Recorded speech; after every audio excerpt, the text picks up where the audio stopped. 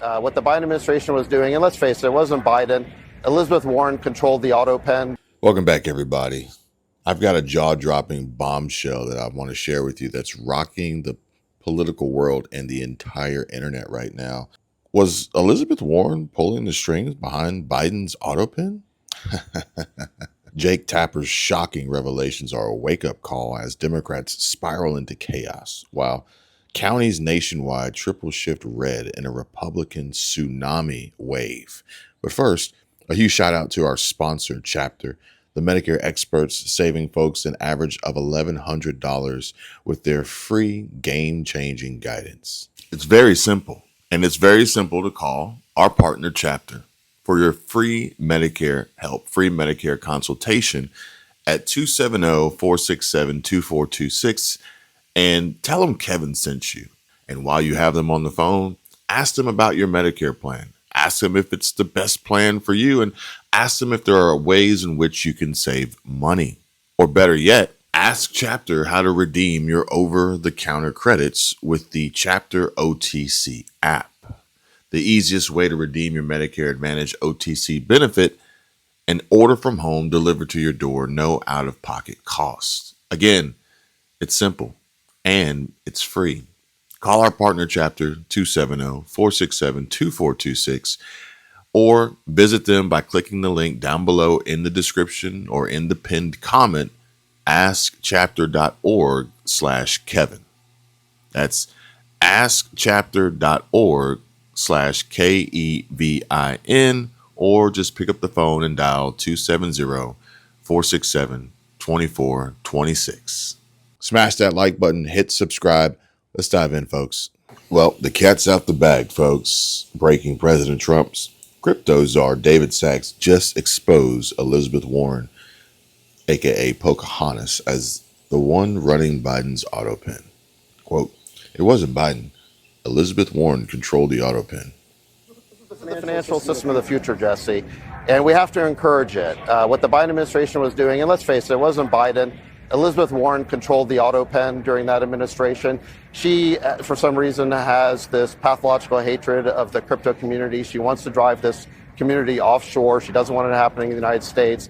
That's the wrong policy for the United States. We want all the innovation happening here. This is a financial system of the future. It's cheaper. It's more efficient. We want it happening here, Jesse, and I think people are thrilled that President Trump is making that possible. Meanwhile, we've got Jake Tapper here now realizing that his party is the party of hate and division. I went on a left-leaning podcast that shall remain nameless, and we were talking about my kids because I think they were both people without kids. And they asked me about my son, and I said he was, he's a football player and he wants to be a policeman. And their joke was about my 15-year-old son, oh, how does he feel about minorities? Like the idea that he wants to be a policeman, therefore he's racist, my son. And that was the big laugh. And then I got dragged in the comments and all that stuff. But we'll come back to Jake Tapper in just a moment, folks. I'm sure that he will continue to provide us with endless content and reasons for conversation. Speaking of conversation, now that Elizabeth Pocahontas Warren has been implicated in the auto pen scandal, this video makes a lot more sense. Walter Kurt says here that's the face of someone who needs to answer some questions from the powwow. Saying that President Biden had a mental acuity, he had a sharpness to him. You said that up until July of last year. I said what I believe to be true. And you think he was as sharp as you? I said I had not seen decline. And I hadn't at that point. You did not see any decline from 2024 Joe Biden to 2021 Joe Biden? Not when I said that. The thing is, he was sharp. He was on his feet. I saw him. Live event. I had meetings with him a couple of times. Senator, on his feet is not praise. He can speak in sentences is not praise. All right. Fair enough. Fair enough. Stephen A. Smith says that the media's Biden cover-up was due to their anti-Trump bias, bolstering his claims of lawfare, fake news, and 2020 election cheating. It makes Trump look right. Because that hatred for him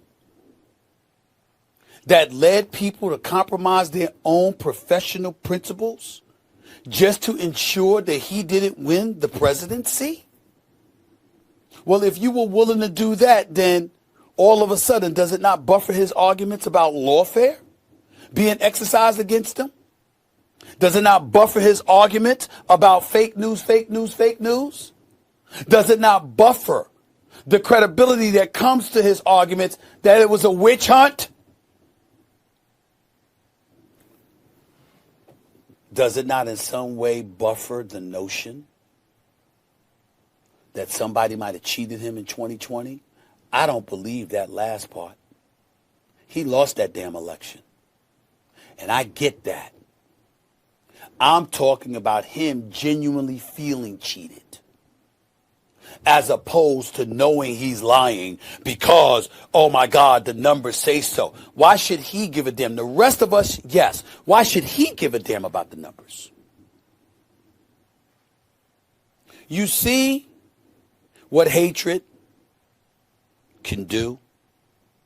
You see what an absence of objectivity can do? You see how the corrupt actions of a few, whether it's him and a potpourri of his lies over the years, or Democrats and the lies that they were spewing leading up to the election. You see how we all got screwed? Because now the American people are sitting here not knowing what to believe or who to believe anymore. And then you wonder why I'm pissed. Their actions speak louder than words, folks. And as we see their actions here in private and secret, a small group of unelected people running the executive branch, that is not allowed under the Constitution. And that is a genuine, serious scandal. They knew that the president was not capable of doing the job at least some of the time. That's not just a political scandal, and there's a big political scandal component to all of this, of course. That is, to use one of the other phrases that they like to employ quite a bit, a constitutional crisis, a real one, right? Mm-hmm. The power of the presidency, all that authority is invested in a person who has been elected by the American people, in the president.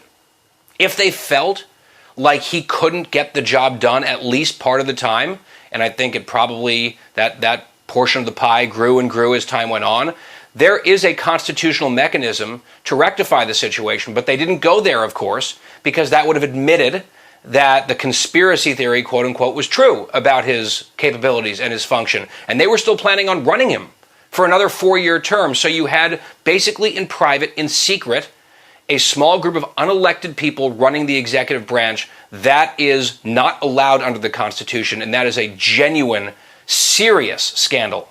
And we have so much to cover here in so little time.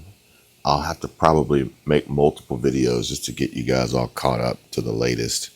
And I thought to myself, this is why you fuckers are losing elections. 100%. Like my football playing son, who has no political views. He's 15. He thinks about World War II and gaming and playing linebacker. That's his world. You're deciding he's a racist because he wants to be a cop. And why does he want to be a cop? He wants to be a cop because he wants to help people, you know, and he thinks that's the best way he can help people. And that's how the Democratic Party talks to men, not just white men, but men. And I mean, I get the idea that they thought Tim Walz could what's the term he used, code switch or something? He thought that he could translate the Democratic Party values because he hunts and fishes and owns a gun and was in the army and drinks a beer. I mean, at least there was an attempt, but I find it just insane. And this one here says, breaking: President Trump is set to cancel all federal contracts with Harvard immediately, or imminently. I apologize, imminently. He's also directing agencies to not consider Harvard for any future grants. And Trump's pulled almost $3 billion from Harvard. Keep this up, Nick Sorter says. No tax dollars to woke indoctrination camps. Trump administration canceling all these remaining government contracts with Harvard, $100 million worth. Yeah, it's a lot of money there, and those are the remaining federal grants. So essentially what we know is that the administration is expected at any moment, as soon as this afternoon, to send a letter to federal agencies telling them to cancel all of their existing federal contracts with Harvard. But it actually goes further than that. It tells them to not consider Harvard, but consider other options in the future instead of Harvard, which would effectively kill the entire grant program with the federal government. Now, I want to read you part of the letter that CNN obtained. This is what's expected to go out. It says, "We recommend that your agency terminate for convenience each contract that it determines has failed to meet its standards and transition to a new vendor." It says, "Going forward, we also encourage your agency to seek alternative vendors for future services where you had previously considered Harvard." Agencies have time, but just until June 6th to respond with what cancellations they have actually done. And remember, Wolf, as you guys have just noted, this is just the latest in an ongoing escalation. I want to take a look at what we have seen from the White House, from the administration when it comes to Harvard, really for the last month here. Starting back in April 14th, they froze $2.2 billion in grants. April 15th, they threatened Harvard's tax-exempt status. April 17th, they demanded international student records. May 13th, they froze another $450 million in funding. May 22nd, they moved to bar international students. May 26th, they considered redirecting $3 billion from Harvard to trade schools. And then, of course, May 27th, we're here where we are expecting this White House to send this letter, the GSA, General Services Administration, to send this letter to federal agencies to cut those remaining federal contracts. So clearly an escalation here. Of course, as we know, Wolf, the administration has accused Harvard of having liberal bias, of allowing anti-Semitic behavior on campuses, among other things. And we do have good news, great news actually. Consumer confidence surged in May, far surpassing expectations. Yes, and there are some surprises here. This is our May read on consumer confidence from the Conference Board. On the headline number, we're expecting a number somewhere north of 87. Comes in strong, 98.0. That is the best number since February of this year.